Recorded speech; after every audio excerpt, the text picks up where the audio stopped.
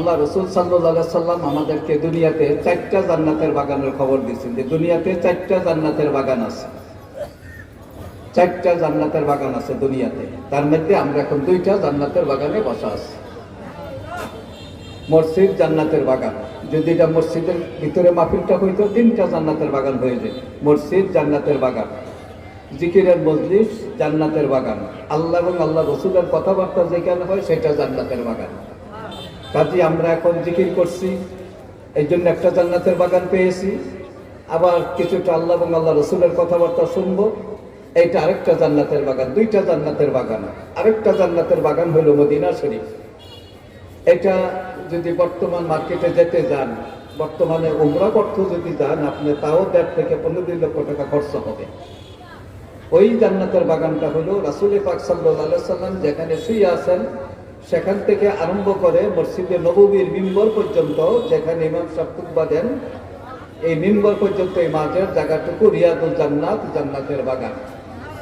ওই জান্নাতের বাগানে যেতে গেলে আল্লাহ কবুল করতে হয়। যাদের ভাগ্যে আল্লাহ হজ নসিব করছে, উমরা নসিব করছে বা করবে, তারাই ওই জান্নাতের বাগানটা দেখতে পারবেন। ওইটা হলো রিয়াদুল জান্নাত। তো ইনশাল্লাহ আল্লাহ চায় তো আমরা সবাই নিয়ত করেন যে আমরা ইনশাল্লাহ মদিনা শরীফের জান্নাতের বাগানে যাই, আমরা নামাজ পড়বো, যেখানে নবী করিম সাল্লাল্লাহু আলাইহি ওয়াসাল্লাম শুয়ে আছেন। প্রত্যেকে নিয়ত করে ফেলবে, টাকা থাকুক আর না থাকুক। কারণ আমার একটা অতীত অভিজ্ঞতা থেকে আমি বলছি যে হজ করতে টাকা লাগে না, পয়সা লাগে না। আপনি সহি নিয়ত করবেন যে আমি যাবো, আল্লাহ তুমি ব্যবস্থা করো। আল্লাহ কবুল করলে আর দেরি হবে না। মানে ইনশাল্লাহ আপনার সবসময় আল্লাহর দরবারে কান্নাকাটি করবেন, আল্লাহ যেন আপনাকে মক্কা মদিনা না দেখাইয়া, কাবাগরের গিলাফ না ধরাইয়া, হুজুরে পাক সাল্লাল্লাহু আলাইহি ওয়াসাল্লামের রওজার সামনে যাইয়া সালাম না দিয়া যেন দুনিয়া থেকে আল্লাহ বিদায় না করে। এই একটা আরজু মনে মনে পেশ করবেন। দেখেন, এই যে জান্নাতের বাগানের মধ্যে আমরা বসে আছি, আল্লাহ যদি আমাদেরকে কবুল করে ফেলেন, কাল কিয়ামতের দিন এইটাই হয়তো আমাদের জন্য নাজাতের ওসিলা হয়ে যেতে পারে। আল্লাহ কাল কিয়ামতের দিন বান্দাদেরকে মাফ করবার জন্য বিভিন্ন বাহানা খুঁজবেন, বিভিন্ন অজুহাত খুঁজবেন, কিভাবে বান্দাদেরকে মাফ করতে পারে। আল্লাহ সবসময় পজিটিভ সাইডটা দেখবেন। কোনো একটা আমল যদি আল্লাহর পছন্দনীয় বসে হলে আল্লাহ আপনাকে আমাকে মাফ করে দিতে পারে। এই যে আমরা কিছুটা সময়ের জন্য এখানে বসছি বা বসবো, আল্লাহ যদি আমাদের এই বসাটাকে কবুল করে ফেলেন, এইটাই হয়তো আমাদের অনেকের জন্য নাজাতের ওসিলা হয়ে যেতে পারে। তো আপনাদেরকে অনুরোধ করব, আমাদের আকীদাটাকে আপনি স্বচ্ছ করে নেবেন। আকীদা বলতে কাকে বলা হয়? দৃঢ় বিশ্বাস। আমরা আল্লাহ এবং আল্লাহ রসুলের প্রতি ঈমান আনছি, এটা আমাদের ঈমান। কিন্তু ঈমানকে যে সেফগার্ড করে দিবে, যে বেড়া দিয়ে রাখে, সেটা হইল আকীদা, দৃঢ় বিশ্বাস। আমরা মজাবের দিক দিয়ে সবাই ইমাম আবু হানিফার অনুসারী, আমরা হানাফি মজাবের লোক। কথা, আমরা কি মজাবের লোক? হানাফি মজাবের লোক। আমরা আল্লাহ চাইতো যারা এখানে আসছি বা আসবো, বেশিরভাগ লোক ইনশাল্লাহ আহলে সুন্নতুল জামাতের আকীদায় বিশ্বাসী। আর আমরা তাসাউফপন্থী বা তরিকতপন্থী। আমরা তরিকতপন্থী, তাসাউফপন্থী। আমরা আমাদের পীর মাশায়েখ আছে, আমরা অনেকে আল্লাহ চাইতে এখানে সারসিনা দরবারে মুরিদ, কেউ ফুরফুরা দরবারে মুরিদ, কেউ জনপুরের দরবারের মুরিদ, বিভিন্ন দরবারের মুরিদ আছেন। যে হকপন্থী যে দরবারগুলো আছে বাংলাদেশে, বর্তমানে 73টা দরবার আছে বাংলাদেশের মধ্যে। কিন্তু সবগুলোকে তো আর আপনি হক বলতে পারেন না, আপনি নিজের বিবেকেই বলবে কোনটা হক কোনটা না হোক। আল্লাহ চায় তো আমরা যারা আসছি, আমি নিজে ব্যক্তিগতভাবে সারসিনা দরবারের মুরিদ, আমার দৃঢ় বিশ্বাস এই সারসিনা দরবারটা হকের উপরে আছে। আল্লাহ চায় তো সারসিনা দরবার ইনশাল্লাহ সামনে মাহফিলে যাবেন আপনারা। আগামী 29 নভেম্বর, 30 নভেম্বর, 1 ডিসেম্বর জোহর বাদ মোনাজাত হবে। আপনারা যাবেন, যারা কোনোদিন যান নাই, মেহেরবানি করে সারসিনা দরবারটা একবার দেখে আসবেন। সামান্যতম সুন্নতের খেলাফ, মুস্তাহাবের খেলাফ আপনার নজরে পড়বে না। সামান্য একটা বাচ্চার মেয়েও আপনার নজরে আসবে না এই দরবার যেখানে যান। পর্দার এত কঠোরতা এখানে। তো যাই হোক, এখানে দরবারটা দেখে আসবেন। আমি অল্প কয়েকটা কথা বলবো। আমি আগেই বলছি 1 ঘন্টা হাতে সময় আমার, 7টায় আজান দেবে, আজানের 2-3 মিনিট আগে ইনশাল্লাহ আমি স্টপ করে দেব। দেখেন, হুজুরে পাক সাল্লাল্লাহু আলাইহি সাল্লাম আমাদের পেয়ারা হাবিব, আজকাল এই ঈদে মিলাদুন নবী মাসটা পার হয়ে গেল। এই মাসটা আসলে আমরা অনেক সময় তর্ক বিতর্ক করি, এটা কি মিলাদুন নবী হবে না সিরাতুন নবী হবে, এই নিয়ে অনেকে তর্ক বিতর্ক করে। কেউ বলে এটা হবে সিরাতুন নবী, কেউ বলে এটা মিলাদুন নবী। কিন্তু আসলে আকীদা হইল কি? আকীদাটা একটু বুঝেন। হুজুরে পাক সাল্লাল্লাহু আলাইহি সাল্লামের তিনটা পার্ট, কথাটা খেয়াল রাখবেন, তিনটা পার্ট। হুজুরের একবার সৃষ্টি লগ্ন থেকে দুনিয়া আসা পর্যন্ত এই যে জিন্দেগিটা, এটার নাম হইল মিলাদুন নবী। আর হুজুরের দুনিয়াতে আসার পরে 63 বছরের পুরো জিন্দেগিটা, এটা হইল সিরাতুন নবী। আর হুজুর ওফাতের পরে যে জিন্দেগিটা বর্তমানে চলছে, এটা হইল হায়াতুন নবী। আল্লাহ রাসূল সাল্লাল্লাহু আলাইহি সাল্লামের আমাদের আকীদা, দৃঢ় বিশ্বাস, হুজুর মদিনার মাটিতে জিন্দা শুয়ে আছেন। হ্যাঁ, এটা হলো হায়াতুন নবী। একদম লোকের আকীদা, বিশ্বাস তিনি মদিনার মাটিতে বচ্চা মিলে গেছেন, তিনি কবরে অসহায়, কিছুই করতে পারবেন না, এটা হলো বদ আকীদা।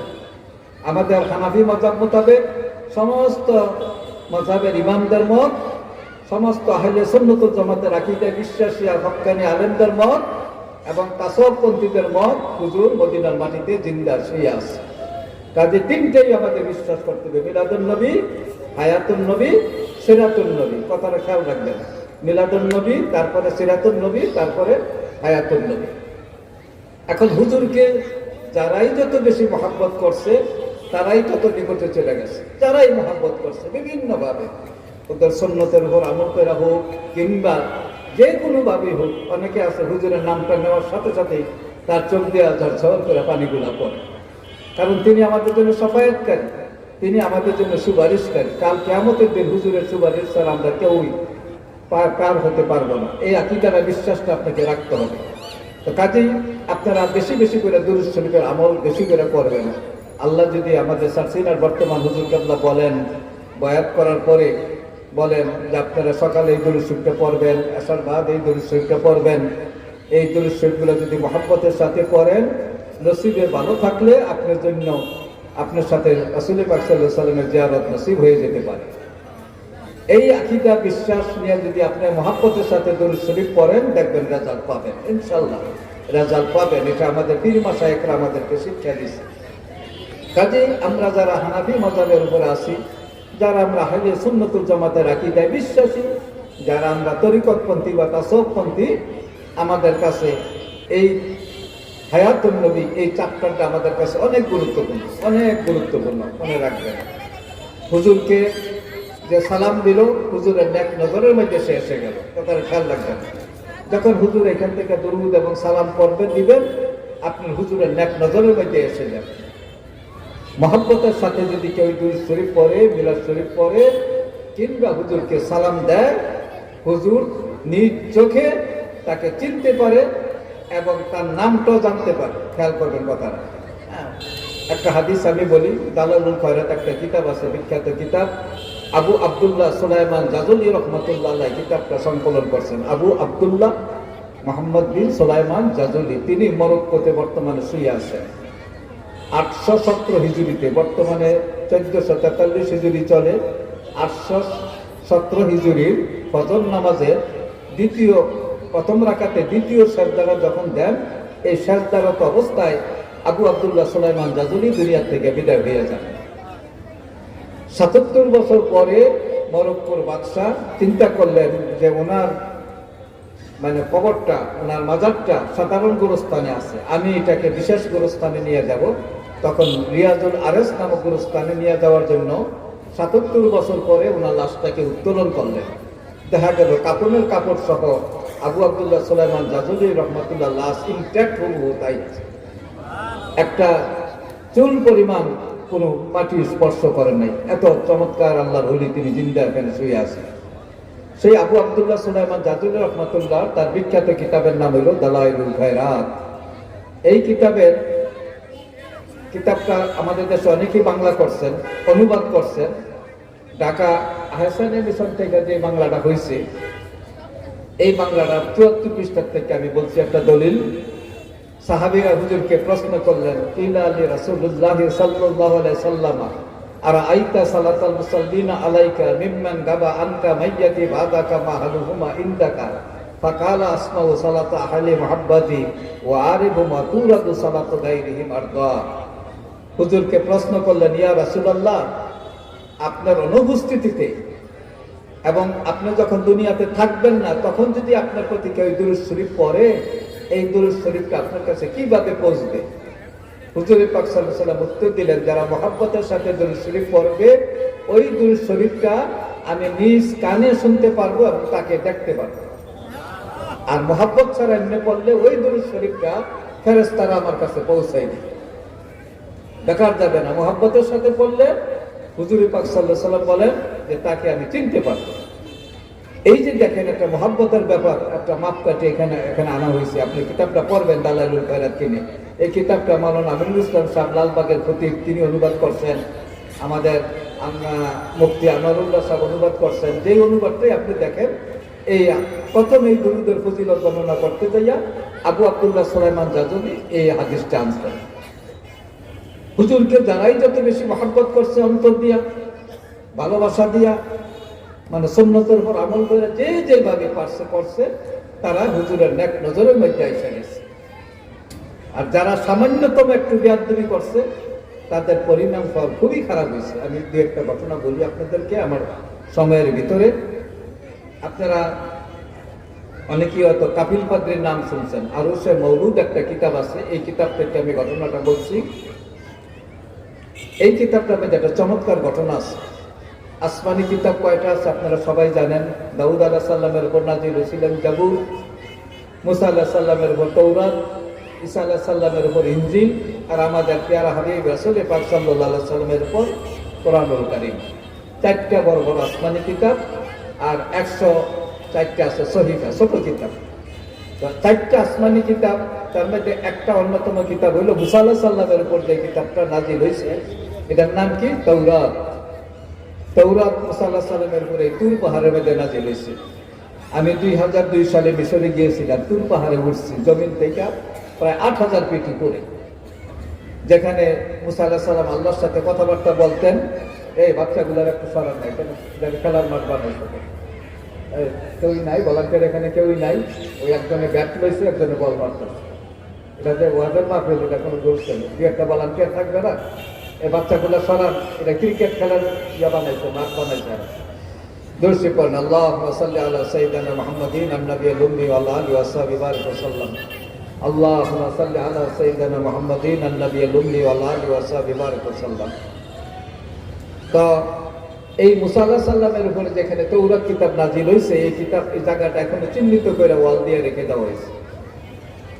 তো অন্যান্য আমাদের আল কোরআনুল কারীম আমাদের নবী করিম সাল্লাল্লাহু আলাইহি সাল্লামের উপরে 23 বছরে আস্তে আস্তে নাজিল হয়েছে ওনার সিনা মোবারকে। আর অন্যান্য আসমানি কিতাবগুলো একদিনে নাজিল হয়ে গেছে, একদিনে কোনো কাষ্ঠখণ্ডের উপর পাথরের উপর নাজিল হয়ে গেছে। পরে যারা লেখক মুসান্নিফ তারা এটাকে সংকলন কইরা উম্মতদের জন্য কিতাব আকারে বের করছে। তো মুসা আলাইহিস সালামের উপরে তৌরাত কিতাব নাজিল হয়েছে। এই তৌরাত কিতাবটা যিনি সংকলন করছেন তার নাম হলো কাপিল পাদ্রী। ঘটনাটা খুব চমৎকার, বাচ্চা যারা আছে তোমরা শোনো, গল্পটা খুব মজা পাই, খুবই চমৎকার একটা ঘটনা। আরো সে মৌলুদ কিতাবের মধ্যে ঘটনাটা আছে।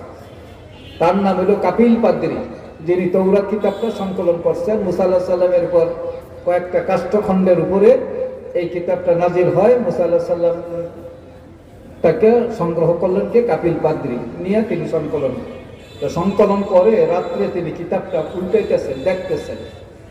উল্টাইতে দেখা গেল মুসা আলাইহিস সালামের নাম এই তৌরাত কিতাবে যতবার লেখা আছে তার থেকে অনেক বেশি আছে আমার আখিরি জামানার নবী রাসূল পাক সাল্লাল্লাহু আলাইহি ওয়াসাল্লামের মুহাম্মদের নাম। এখন কাপিল পাদ্রীর কাছে এটা ভালো ঠেকলো না যে আমার নবী মুসা আলাইহিস সালাম, মুসা কালিমুল্লাহ, তিনি আল্লাহর সাথে কথা বলেন, তো তার নাম বেশি থাকবে, এই তো স্বাভাবিক ওনার মতে। আর কোথাকার মোহাম্মদ সাল্লাল্লাহু আলাইহি ওয়াসাল্লাম বলবেন, সে একটু ব্যঙ্গ করে বলছেন কোথাকার মোহাম্মদ কবে আসবে, তার নাম কেন বেশি থাকবে। এটা কাপিল পাদ্রীর কাছে ভালো লাগলো না। তিনি কি করলেন, একটা কলম নিলেন, মার্কারি জাতীয় কলম যেটা দেখেন মোটা অক্ষর জাতীয়। তিনি এই মোহাম্মদ নামটা যেখানে যেখানে আছে তৌরাত কিতাবের এই নামটা তিনি কেটে দিলেন কাপিল পাদ্রী। এখন কাপিল কেটে দেওয়ার সাথে সাথে তিনি ঘুমাই গেছেন, ঘুমের মধ্যে খাবে দেখতেছেন তিনি গুই সাপে পরিণত হয়েছেন। গুই সাপ চিনেন তো, কুমিরের মতো ছোট্ট একটা প্রাণী দেখতে, আমাদের কুমিল্লা বলে এটা হিঙ্গুল, বনে জঙ্গলে ঘোরাফেরা করে। এই কাপিল পাদ্রী সকালে উঠা দেখে গুই সাপে পরিণত হয়ে গেছে। স্বপ্নই দেখছেন তিনি গুই সাপ হয়ে গেছেন, উঠা দেখে তিনি গুই সাপ।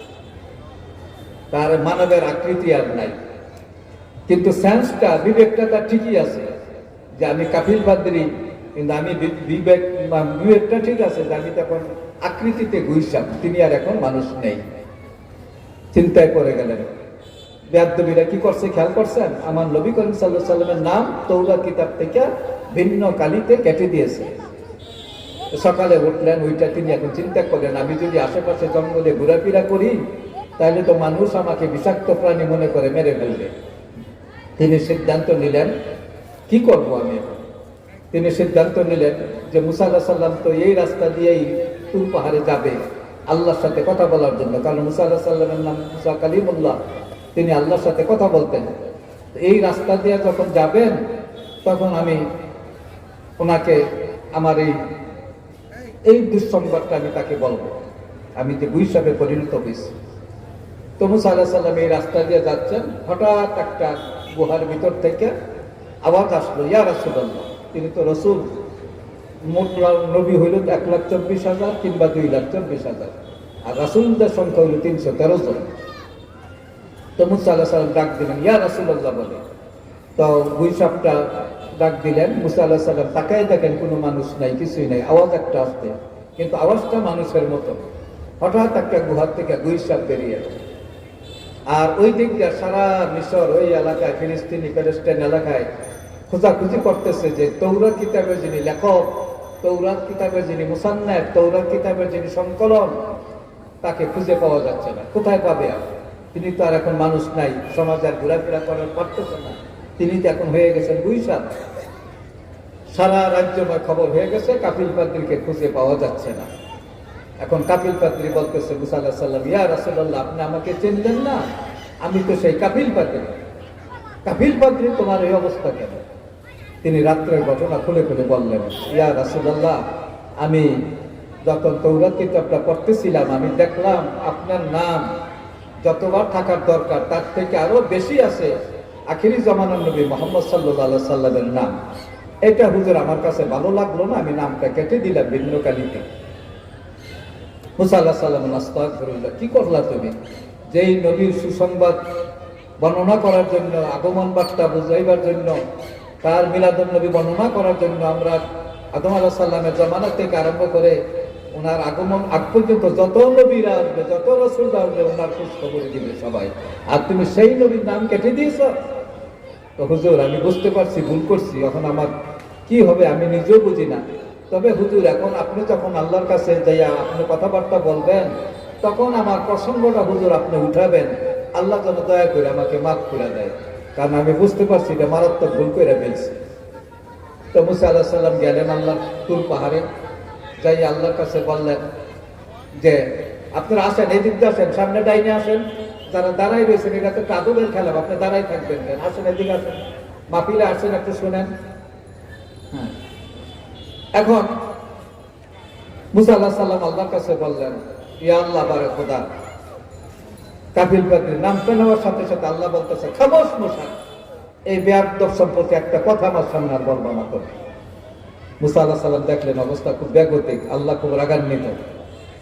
মুসা আলাইহিস সালাম আল্লাহকে একটু নরম করার জন্য বিভিন্ন ভাষা, বিভিন্ন, ইয়া আল্লাহ আপনি তো গাফুর রহিম, আপনি রহমানুর রহিম, আপনি মাফ না করলে কে করবে, নানা অনুনয় করতেছে। না, এই কাপিল পাদ্রীর প্রসঙ্গ আমার কাছে আনবে না, যে আমার পেয়ারা হাবিব দুজাহানের সর্দার রাসূল পাক সাল্লাল্লাহু আলাইহি ওয়াসাল্লামের সাথে বেয়াদবি করছে, তার প্রসঙ্গ তুমি আমার কাছে আনবা না। আল্লাহকে কোনো অবস্থাতে টলাইতে পারতেছে না।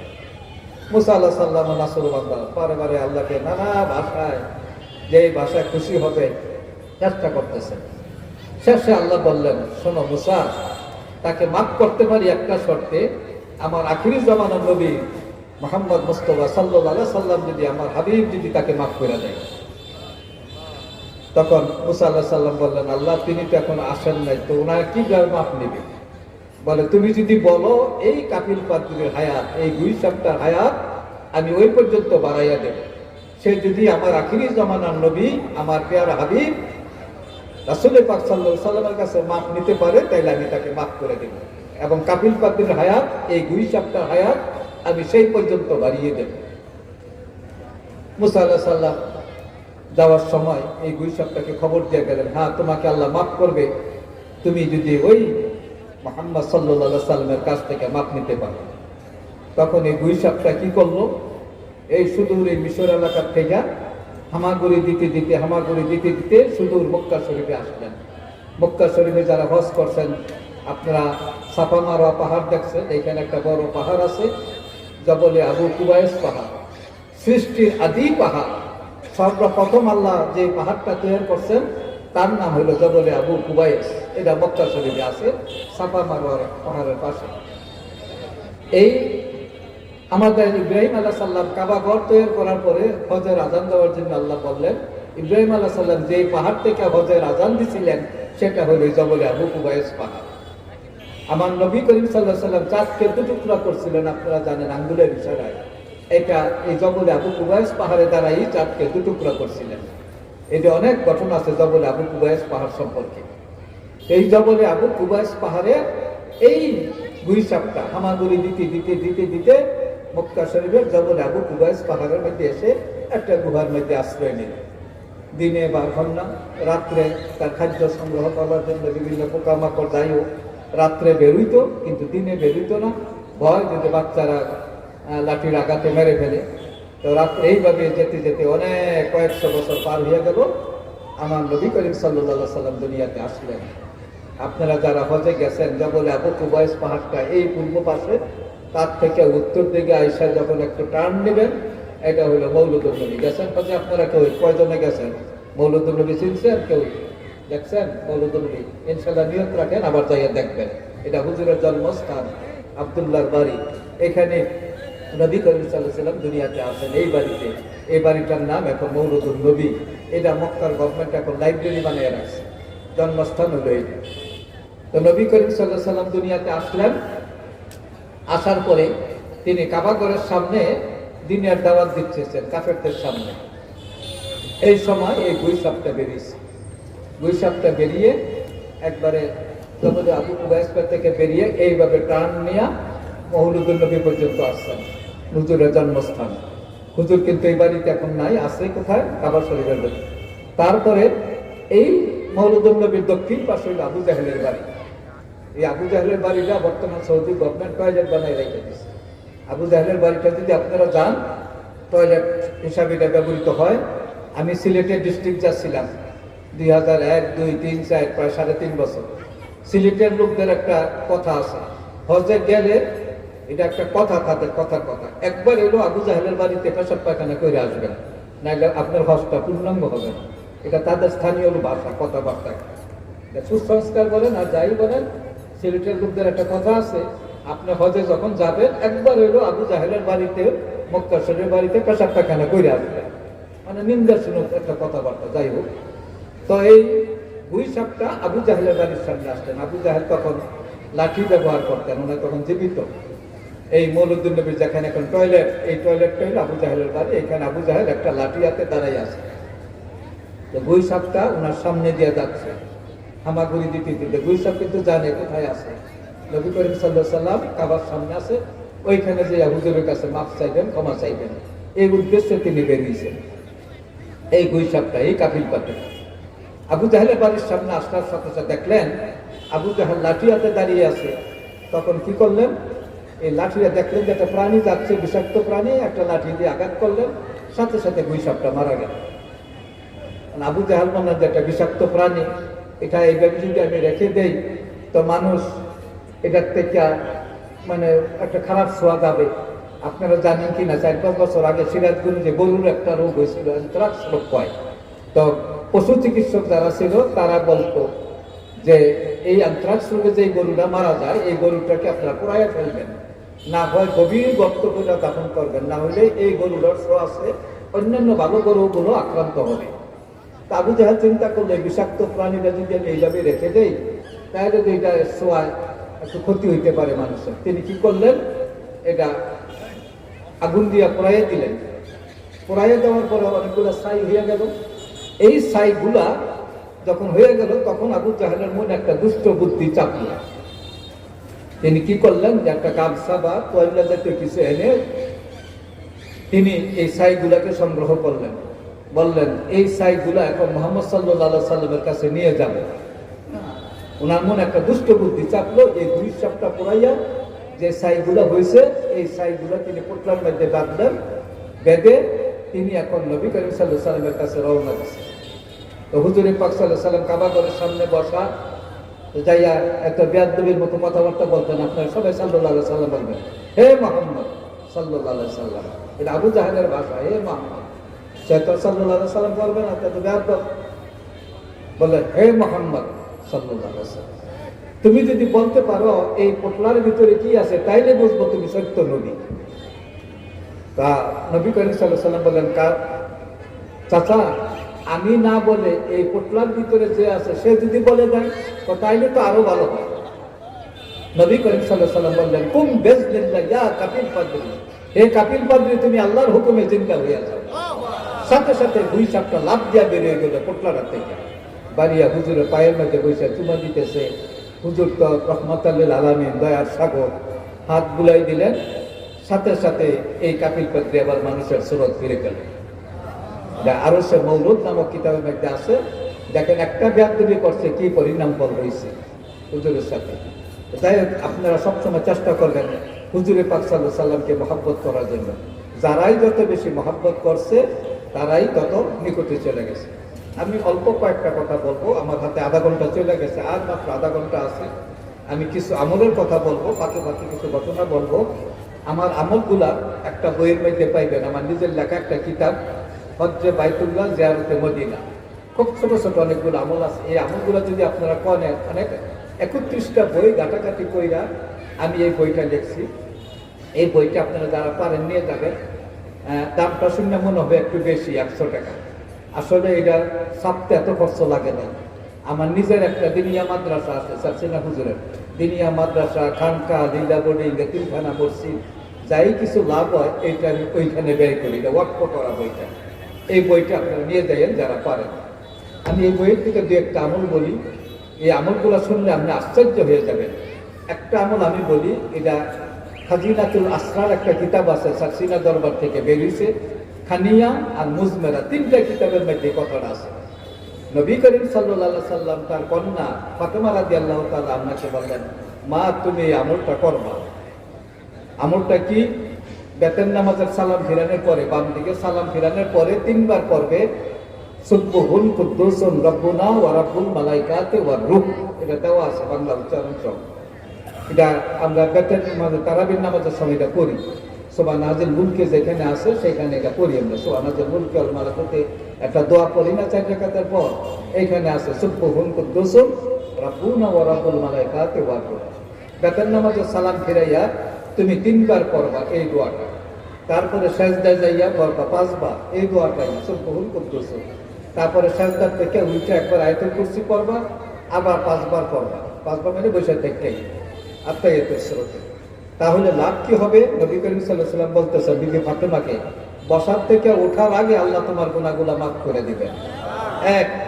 100 হজ, 100 উমরা, 100 শহীদানের সওয়াব আল্লাহ তোমাকে দান করবেন।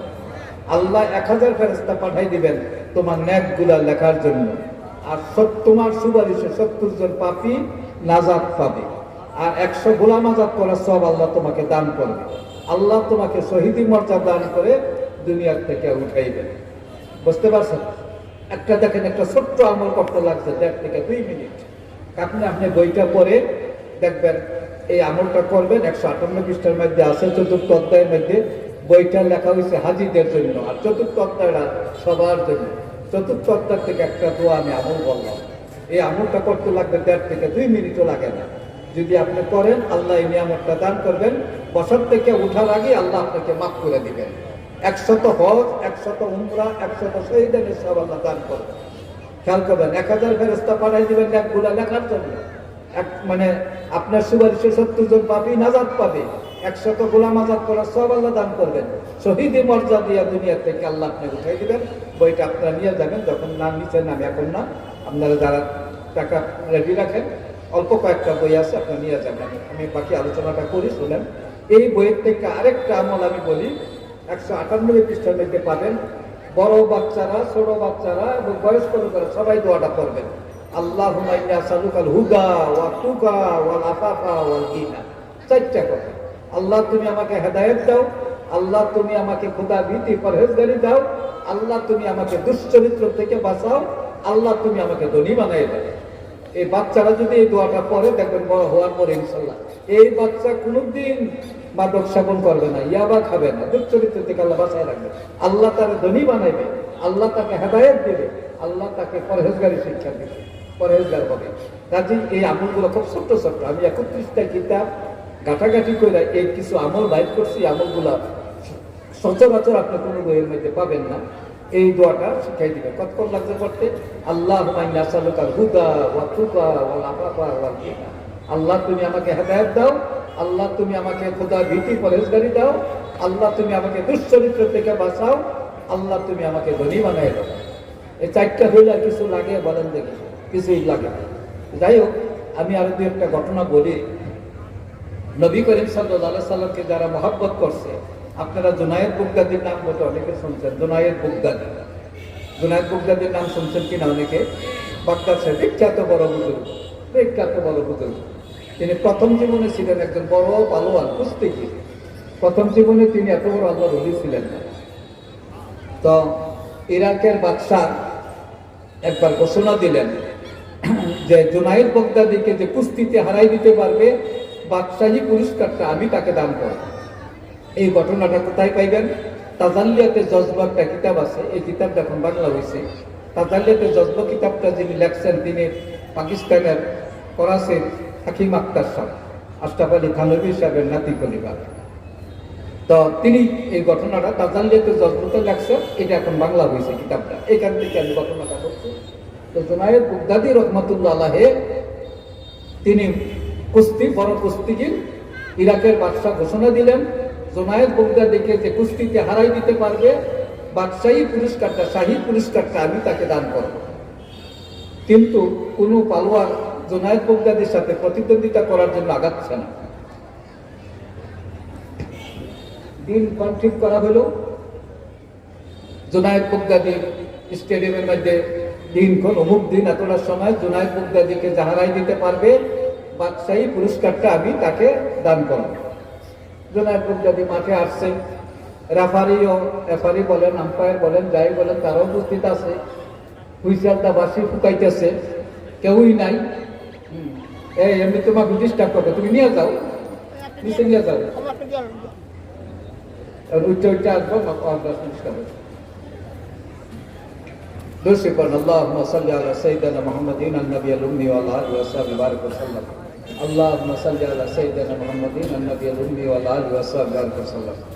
তো জুনায়েদ বুগদাদি হারাই দেওয়ার পরে কোনো কুস্তিগির মাঠে নামতেছে না। বাদশাহ নিজে স্বয়ং উপস্থিত, হাজার হাজার দর্শক, স্টেডিয়াম ভর্তি মানুষ। কিন্তু দেখা গেল নামছে কে? 65 বছর একটা বৃদ্ধ।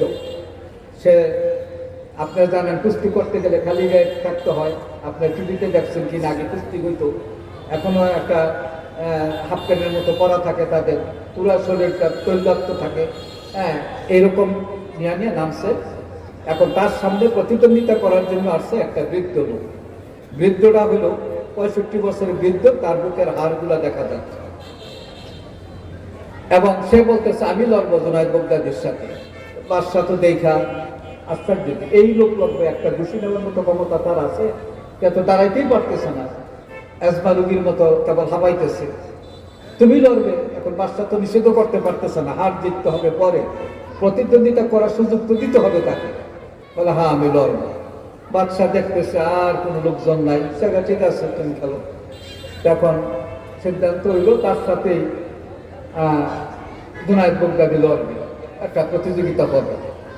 তো জুনায়েদ বুগদাদির যিনি রেফারি ছিলেন বাঁশি ফু দিলেন, এই বৃদ্ধ লোকটা আগায় আসলো, এসে জুনায়েদ বুগদাদির কানে কানে বলতেছে, জুনায়েদ বুগদাদি তুমি তো আন্তর্জাতিক খ্যাতি সম্পন্ন বড় পালোয়ান, তোমাকে হারাই দিতে পারে এই ইরাকে আর কেউই নাই, কিন্তু আমি আসছি একটা উদ্দেশ্য নিয়ে।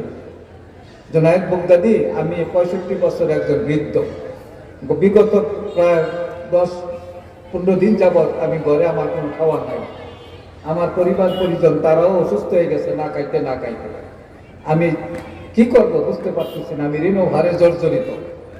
হে জুনায়েদ বুগদাদি, তুমি যদি আজকে আমার কাছে হেরে যাও তাইলে আন্তর্জাতিক শাহী পুরস্কারটা আমি পেয়ে গেলে আমি পরিবার পরিজন নিয়ে একটা সুখে থাকতে পারবো, আমার ঋণগুলা মুক্ত হয়ে যাবে। জোনায়েদ বুগদাদি, শোনো, আমার আরেকটা পরিচয় আছে, আমি হইলাম আওলাদে রাসূল, হুজুরে পাক সাল্লাল্লাহু আলাইহি সাল্লামের বংশধর।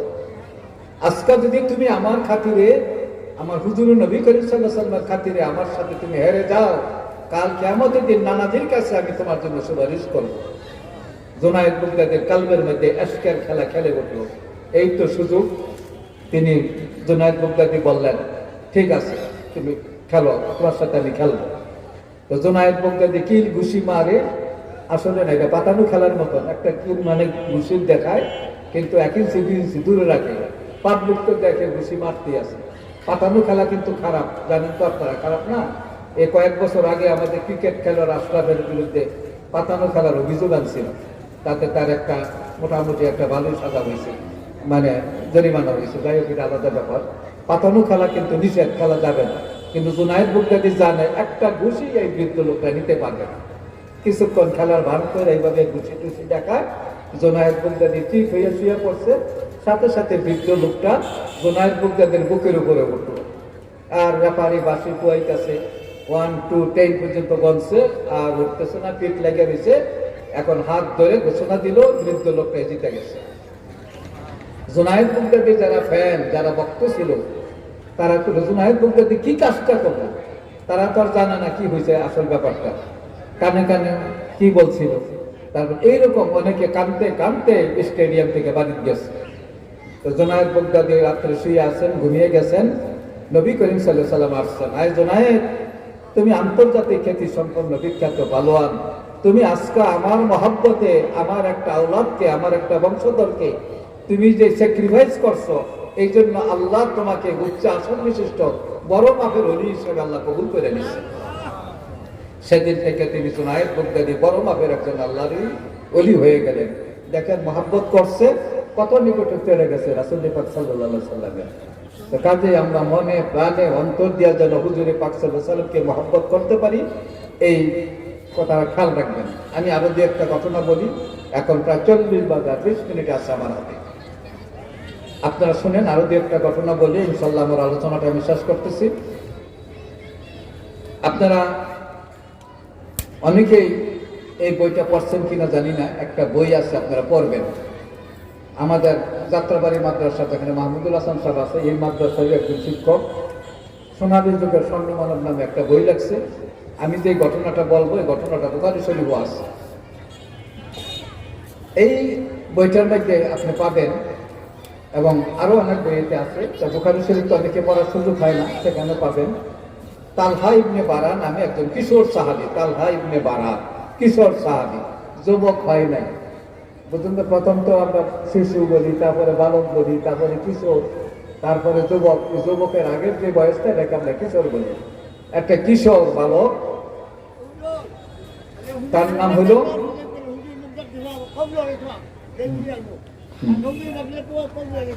তালহা ইবনে বারা। হ্যাঁ, তালহা ইবনে বারা। তো নবী করিম সাল্লাল্লাহু আলাইহি সাল্লাম যখন মক্কা ছেড়ে মদিনায় গেলেন, আপনারা জানেন 13 বছর, মানে ওহী নাজিল হওয়ার পরে, কোরআন শরীফ নাজিল হওয়ার পরে 13 বছর কাটাইছিলেন মক্কা শরীফে, আর শেষের 10 বছর কাটাইছেন মদিনা শরীফে। তো মদিনা শরীফে তিনি হিজরত করে গেলেন, যেতে প্রায় 12 দিন লাগছে। আপনারা অনেকে জানেন, মক্কা 470 কিলোমিটার মক্কা থেকে মদিনা। তিনি যেই উটের উপর উঠে গেলেন, এই উটটার নাম হলো কাসওয়া। এই কাসওয়া উটের উঠা তিনি মক্কা থেকে মদিনায় গেলেন। এই 12 দিন আগেই মদিনাবাসী আনসার সাহাবী যারা যুবক আবার বৃদ্ধ মধ্যে সবাই খবর পাইছে যে আখিরি জামানার নবী হযরত মুহাম্মদ সাল্লাল্লাহু আলাইহি ওয়াসাল্লাম আসতেছেন। তো প্রতিদিনই তারা সকালবেলায় গাছে উঠেন, খেজুর গাছে উঠেন, উঁচু গাছে উঠে দেখেন নবীজি আসতেছে কিনা। দেখে সকাল থেকে সন্ধ্যা পর্যন্ত ফিরে ফিরে আসেন। তাদের তো ধারণা নেই অনেকেরই, কারণ যানবাহন কতদিন লাগে, কি লাগে। তো সকালে উঠে যায়, গাছে উঠে এটা দেখে। এইভাবে অপেক্ষা করতে করতে 12 দিনের মাথায় নবী করিম সাল্লাল্লাহু আলাইহি ওয়াসাল্লাম যাইয়া মদিনা শরীফে পৌঁছলেন। এই তালহা ইবনে বারা তখন উপস্থিত হাজার হাজার জনতা, বলতে গেলে নারী পুরুষ বৃদ্ধ ছোট বাচ্চারা সবাই হুজুরকে, আখিরি জামানার নবীকে দেখবেন, দেখার জন্য অনেক জমায়েত হয়েছে। অ্যাকচুয়ালি তখন সাহাবীদের সংখ্যা ছিল অল্প কয়েকজন, মাত্র 72 থেকে 75 জন। আস্তে আস্তে বাড়তে পরে পরে আল্লাহ চাত নবীজি পরে 1,26,000 সাহাবী নিয়ে তিনি 10 বছর পরে তিনি বিদায় হজ করছেন। মানে একটা হজ করছেন, বিদায় হজ একমাত্র হজ করছেন। তো নবী করিম সাল্লাল্লাহু আলাইহি ওয়াসাল্লাম যখন গেছেন, তাড়াতাড়ি দাও দর্শকগণ, আল্লাহুম্মা সাল্লি আলা সাইয়্যিদিনা মুহাম্মাদিন আন-নাবিয়্যিল উম্মি ওয়া আলা আলিহি ওয়া সাহবিহি ওয়া সাল্লাম। আল্লাহুম্মা সাল্লি আলা সাইয়্যিদিনা মুহাম্মাদিন আন-নাবিয়্যিল উম্মি ওয়া আলা আলিহি ওয়া সাহবিহি ওয়া সাল্লাম। তো তালহা ইবনে বারাও গেলেন, হুজুর আসছেন। এখন হুজুরকে এক নজর দেখার জন্য সবাই পাগল হয়ে গেছে। আর নবীজির চেহারা এরকম ছিল, যারা একবার দেখতো চোখ ফিরাই নিতে পারতো না। একবার যারা দেখতো, সাহাবীরা ক্ষুধার জ্বালায় অতিষ্ঠ হইয়া যাইতেন। কি করবেন? যখন নবীজির চেহারা দেখতেন ক্ষুধার যন্ত্রণা ভুলে যেতেন। আল্লাহ এরকম চেহারা নবীজিকে দান করছেন। তো তালহা ইবনে বারা, এই কিশোর সাহাবী, হুজুরকে দেখে আসে আত্মসম্বিত হারিয়ে ফেলছে। কি করবে বুঝতে পারে না। মানুষ এত সুন্দর হতে পারে? বলে, ইয়া রাসূলুল্লাহ, আপনার জন্য আমার জান কুরবান, আপনি যা বলবেন আমি তাই করি। নবীজির হাতে ধরে চুমা দিচ্ছে। নবীজির মানে গেটে তো একটু কিশোর, নবীজির বুকে চুমা দিতে আসে, পায়ে চুমা দিতে আসে। কি করবে ছেলেটা বুঝতে পারে না। হুজুর, আপনার জন্য আমার জান ফেদা, আপনি যা বলবেন আমি তাই করবো। তো নবীজি তার আচরণটা দেখা মিটি মিটি হাসে। কোনো বয়স্ক লোক এভাবে সাহস পাবে না, হুজুরকে জড়াইয়া ধরবে, এইভাবে ইয়া করবে, কেউই সাহস পায় না। কিন্তু কিশোর সাহাবী এই তালহা ইবনে বারা হুজুরকে জড়াইয়া ধরে ধরে এই আবেগময় কথাগুলো বলতেছে। তো হুজুর তার আচরণটা দেখে মিটি মিটি হাসে, বলে, আচ্ছা আমি যা বলবো তাই তুমি করতে পারবে? বলে, নিশ্চয়ই পারবো হুজুর। আচ্ছা আমি যদি বলি তোমার আব্বা আম্মার মস্তকটা কেটে আনো, তুমি কি পারবে? হুজুর তারে পরীক্ষা করতেছে। নিশ্চয়ই পারবো হুজুর। বলেন কি হুজুর? হুজুর বলেন নাই তুমি কেটে আনো। হুজুর বলছে, আমি যদি বলি হ্যাঁ তুমি কি পারবে? নিশ্চয়ই পারবো হুজুর, আপনি বললে আমি পারবো না, মেরে দেন। পার্শ্ববর্তী একটা লোকের খাপে ভরা তলোয়ার ছিল। তালহা ইবনে বারা হাসকা টান দিয়ে তলোয়ারটা বের করলেন। বের করে তিনি রওনা দিচ্ছেন তার আব্বা আমার মস্তক আনবে। একটু দূরে যাওয়ার পরে হুজুর বললেন, ছেলেটাকে থামাও। যাই একটা আসলে একটা অঘটন ঘটাইলেন। তো ছেলেটাকে তাকাই আনছে, শোনো, আমি তো আসছি মদিনা শরীফে, তখন নাম ছিল ইয়াসরিফ। আমি যে ইয়াসরিফে আসছি, আমি তো কারোর মস্তক কর্ত করার জন্য আল্লাহ আমাকে পাঠাই না। তুমি পরীক্ষা পাস করছো, কামিয়াব হয়ে গেছে। তো তারপরে নবীজি এখানে প্রথম জায়গায় যে জায়গায় গেছিলেন সেই জায়গাটার নাম হলো কুবা। তো কুবার থেকে নবীজি পরে 14 দিন থাকার পরে কুবা মসজিদ বানাইয়া তিনি মূল জায়গায় মদিনা শরীফ, এই যেখানে নবীজি এখন শুয়ে আছে, সেখানে আইয়ুব আনসারীর বাড়িতে গেলেন। 3 কিলোমিটার পর তিনি গেলেন। যাওয়ার পরে নবীজি খবর পাইলেন এই তালহা ইবনে বারা অসুস্থ হয়ে গেছে। তালহা ইবনে বারা অসুস্থ হয়ে গেছে। নবীজি তাকে দেখতে আসলেন। দেখে এসে রাত্রেবেলা আসলেন, আয়েশা দেখলেন ঠিকই তালহা ইবনে বারার মৃত্যুর ঘন্টা বেজে গেছে, মুমূর্ষু অবস্থা। নবীজি তাকে দেখে বুঝতে পারলেন যে হয়তো আজকে রাতেই তালহা ইবনে বারা দুনিয়া থেকে বিদায় হয়ে যেতে পারে। তো নবীজি তার চেহারা দেখে চোখের পানি ফেলে দিচ্ছেন। আর সেও নবীজিকে দেখে তার চোখ দিয়া ঝরঝর করে পানিগুলো পড়তেছে, বিছানায় শুয়ে গেছে।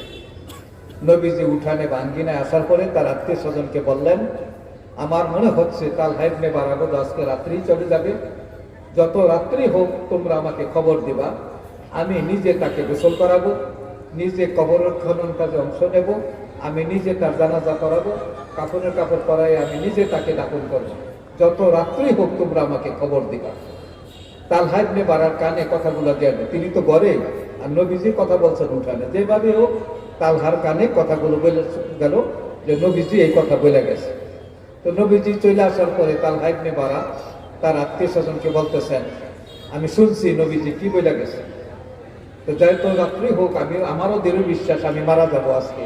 তো নবীজিকে আপনারা খবর দিবেন না, খবর না দিয়ে আমাকে দাফন করে ফেলবেন। কেননা নবীজি 3 কিলোমিটার পর হেঁটে আসবেন, অন্ধকার রজনী, পাহাড়ি এলাকা, আর মাঝে একটা ইহুদিদের বস্তি পড়ে। যখন শুনবে আল্লাহর নবী গভীর রজনীতে এই রাস্তা দিয়ে যাচ্ছেন, সবাই নবীজিকে দুনিয়ার থেকে বিদায় করে দিবে ইহুদিরা। কাজে এই রিস্কটা আপনারা নেবেন না, নবীজিকে খবর না দিয়েই আমাকে দাফন করে ফেলবেন। থেকেই তালহা ইবনে বারা দুনিয়ার থেকে চলে গেলেন। তার আত্মীয় স্বজনরা নবীজিকে খবর না দিয়েই তাকে দাফন করে ফেললেন। নবীজি কাছে সকালবেলা যাইয়ে খবর দিলেন, ইয়া রাসূলুল্লাহ তালহা ইবনে বারা তো চলে গেছে, আমরা তার ওসিয়ত অনুযায়ী দাফন করে ফেলছি। ওসিয়ত বলাতে নবীজি থামছেন, একটু রাগান্বিত হয়ে গেছিলেন, তোমরা কেন আমাকে খবর দাও না, আমি তো বলছিলাম আমাকে খবর দিবে। তো যখন শুনছে তার ওসিয়ত, তালহা ইবনে বারা ওই ওসিয়ত করছে, নবীজি বলেন চলো এখন আমি তালহা ইবনে বারার কবর জিয়ারত করবো, তোমরা কি কেউ আসো আমার সাথে যাবে? উপস্থিত সাহাবীরা বলল হুজুর আমরা সবাই যাবে। তো তালহা ইবনে কবরের পাশে যায় নবীজি দাঁড়াইছেন। আমি ইংরেজি শিক্ষিত লোক, প্রায় 30 বছর বিচারক ছিলাম, আমার যতটুকু লেখাপড়া আছে ক্ষুদ্র এলেম, আমি কোনোদিন মাদ্রাসায় করি নাই। কোন সাহাবীর জন্য নবীজি এমন দোয়া করছে কিনা আমার জানা নাই। এই দোয়াটা বুখারী শরীফে স্থান পাইছে। আল্লাহ রাসূল সাল্লাল্লাহু আলাইহি ওয়াসাল্লাম হাত তুলে তার কবরের পাশে বলতেছে, আল্লাহুম্মা আলিফ তালহাতা ওয়া আনতা তাযহাবু ইলাইহি ওয়া ইযহাতু ইলাইহি। আয় আল্লাহ বারে খোদা, তালহাকে দেখে তালহার সাথে তুমি এমন ভাবে সাক্ষাৎ দাও, এমন ভাবে দিদার দাও, তুমি তাকে দেখে মিটি মিটি হাসবা, আর সেও যেন তোমাকে দেখে মিটি মিটি হাসে। দেখেন আল্লাহ রাসূল সাল্লাল্লাহু আলাইহি ওয়াসাল্লাম কত নিকটে চলে গেল এই একটা মহব্বতের দ্বারা। তো কাজে আমরা যদি মহব্বত করি তাহলে আমরাও তো নিকটে চলে যেতে পারবো। আর আছে মাত্র 12 মিনিট, শোনেন, আপনার বসাটা আমার পছন্দ হয় না। একটু পিছনে যারা আছেন একটা ডাইনে আসেন, পিছনে যারা আছেন একটু এইদিকে আসেন, ডাইন পাশে আসেন। এখন ইনশাল্লাহ শেষ করে দেব। অল্প কয়েকটা কথা শোনেন আরো, কারণ বরকতটা আপনি একা পাইলেই যথেষ্ট নয়, আপনার সাথে একটু সহযোগিতা করেন, একটু আসেন, একটু মাহফিলের আদব রক্ষা করেন। একদিক দিয়ে একটা লম্বা মতো বাইরে হয়ে গেছে, এই দিক দিয়ে খালি, এটা কোনো হইল আদবের ভিতরে করো। আমার পরবর্তী ওয়াইজিন কেরামরা আসবেন, ভালো ভালো বক্তারা আসবেন, ইনশাআল্লাহ মাওলানা কাফিরউদ্দিন সরকার সাহেব হিসেবে আসবেন, প্রাণ বইরা ওনার ওয়াজ আপনারা শুনবেন। আমি অল্প কয়েকটা কথা বলতেছি, আর হাতে আছে মাত্র 11 মিনিট, শুনেন একটু। এরপরে নবীজিকে যারাই মহব্বত করছে তারাই তত নিকটে চলে গেছে। কে দিছে? আমার দিছে? পরে কারে দিছে? আপনার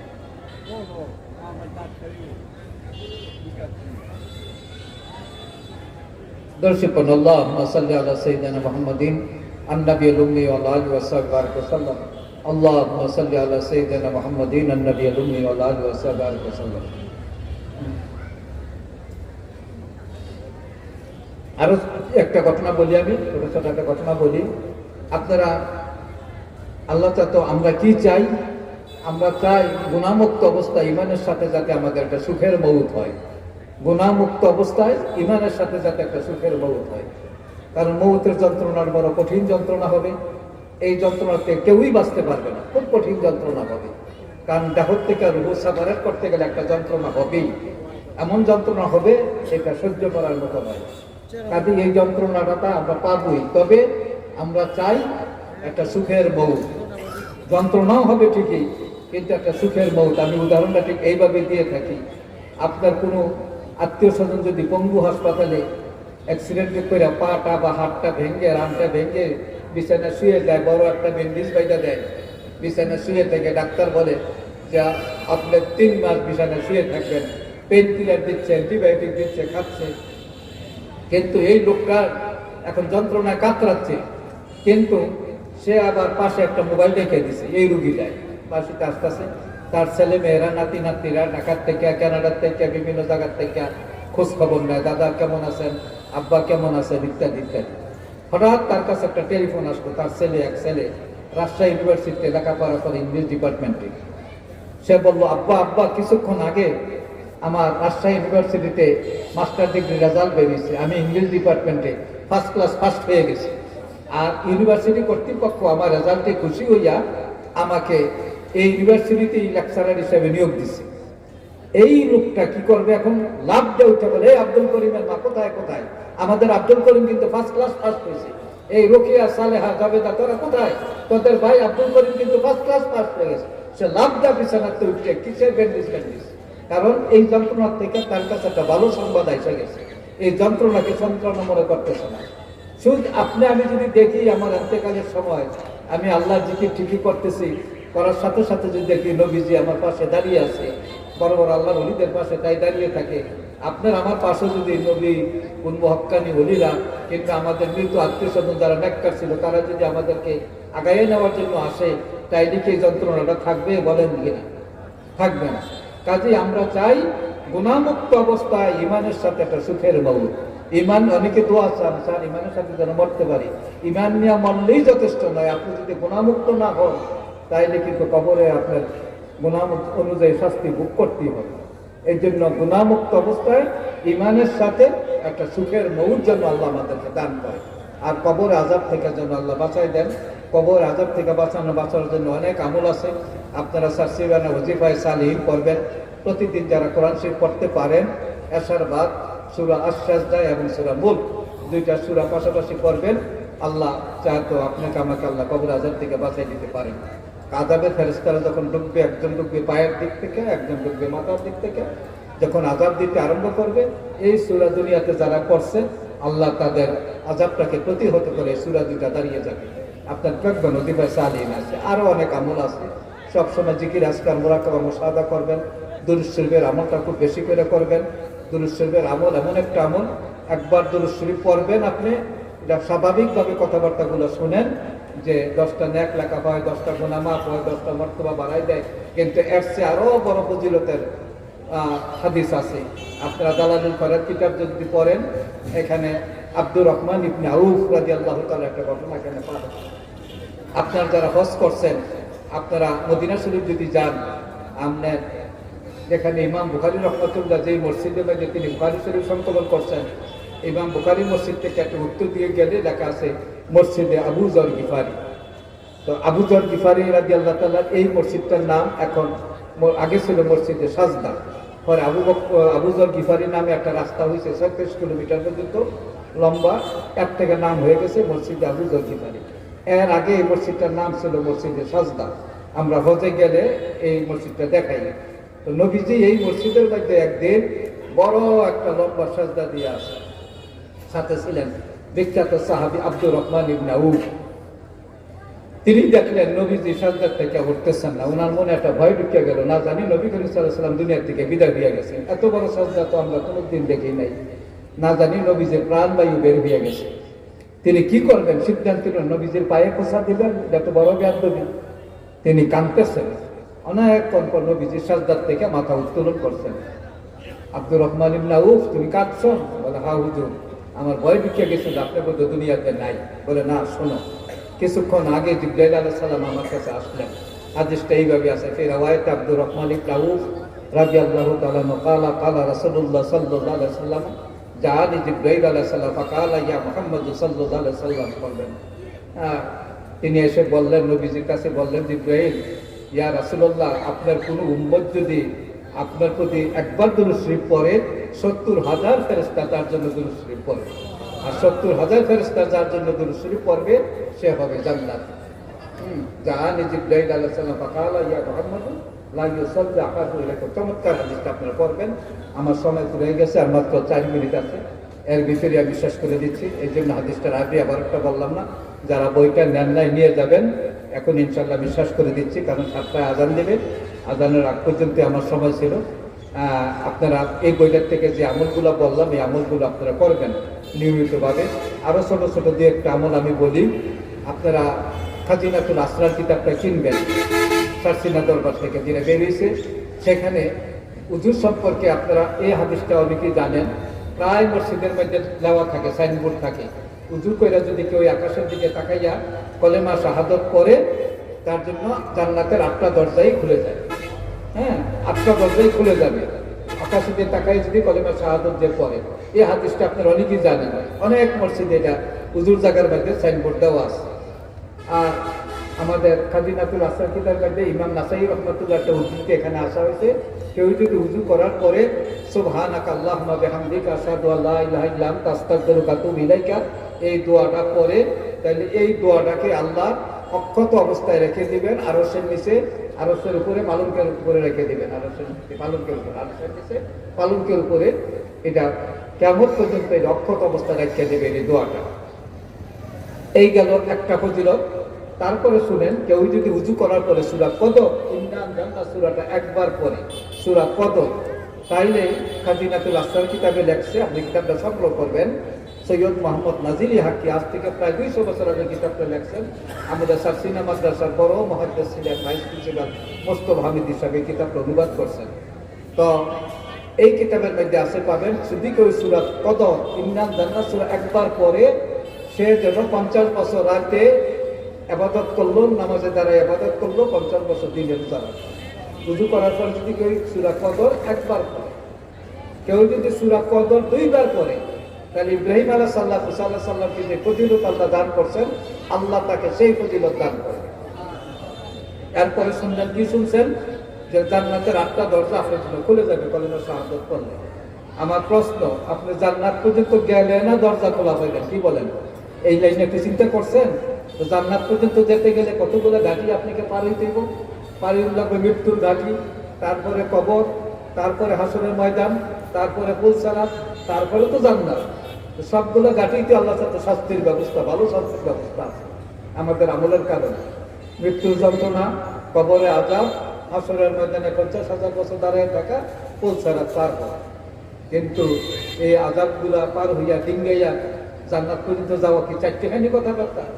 কেউ যদি সূরা কদর 3 বার পড়ে, সে বিনা আযাবে বিনা হিসাবে জান্নাতে পৌঁছে। বলছেন কোথায় পাবেন? খাজিনাতুল আসলাম। এই আমলটা বলে গেলাম, আপনারা ইনশাআল্লাহ আমলটা করবেন। 58 বেজে গেছে। দুরূদ পড়েন, আল্লাহুম্মা সাল্লি আলা সাইয়্যিদিনা মুহাম্মাদিন আন-নাবিয়্যিল উম্মি ওয়া আলা আলিহি ওয়া সাহবিহি ওয়া সাল্লাম। আল্লাহুম্মা সাল্লি আলা সাইয়্যিদিনা মুহাম্মাদিন আন-নাবিয়্যিল উম্মি ওয়া আলা আলিহি ওয়া সাহবিহি। এখন একটু সংক্ষিপ্ত মুনাজাত করেন, 1 মিনিটে শেষ করেন। আল্লাহুম্মা আমিন। আলহামদুলিল্লাহি রাব্বিল আলামিন ওয়াসসালাতু ওয়াসসালামু আলা রাসূলিল কারীম ওয়া আলা আলিহি ওয়া সাহবিহি আজমাইন। আয় আল্লাহ বারে খোদা, আমাদেরকে আপনি কবুল করে নেন, ভুল ত্রুটি আল্লাহ মাফ করে দেন, আমাদের জন্য নাজাতের উসিলা করে দেন। আল্লাহ আমাদের আব্বা আম্মা যারা কবরে আছে আপনি মাফ করে দেন, তামাম উম্মতে মুহাম্মাদিকে আল্লাহ মাফ করে দেন। হুজুরে পাক সাল্লাল্লাহু আলাইহি ওয়াসাল্লামের সাথে বারবার জিয়ারত আল্লাহ নসিব করেন। আল্লাহ আমাদের কালবে জিকির জারি করে দেন, কসমের গোড়ায় গোড়ায় জিকির জারি করে দেন। আল্লাহ মঞ্জিলে মকসুদে আল্লাহ পৌঁছাই দেন। আপনার ওলি না হওয়া পর্যন্ত আমাদেরকে আল্লাহ আখিরাতের দেশে ডাক দিয়েন না কথা। আপনার পেয়ারা হাবিবের রওজা মুবারক এবং কাবা শরীফের গিলাফ ধরে ধরে বারে বারে চোখের পানি ফেলার তৌফিক দান। ওয়া সাল্লাল্লাহু তাআলা আলা খাইরি খালকি মুহাম্মদ ওয়া আলা আলিহি ওয়া সাহবিহি আজমাইন বিরহমাতিকা ইয়া আরহামার রাহিমিন।